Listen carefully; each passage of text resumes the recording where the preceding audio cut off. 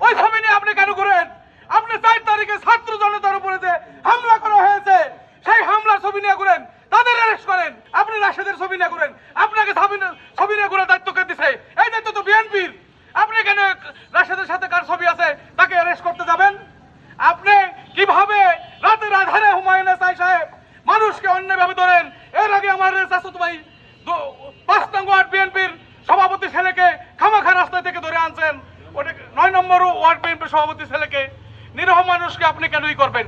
নিরীহ মানুষ যে দলেরই হোক, যারা আওয়ামী লীগের সময় সুবিধাভোগী মানুষের প্রতি নির্যাতন করেছে, জুলুম করেছে, তাদের প্রতি আপনি জুলুম করেন, কিন্তু নিরীহ মানুষের প্রতি কেন জুলুম করবেন? পরিশেষে আমি দুহার ফেরৌসি হাসান সাহেবকে অনুরোধ করবো, ভাই আমার, আপনার হাতে ধরি পায়ে পড়ি, এই খামাখা আপনি লজ্জিত হবেন না। এই ধরনের কর্মকাণ্ড করলে আপনি লজ্জিত হবেন।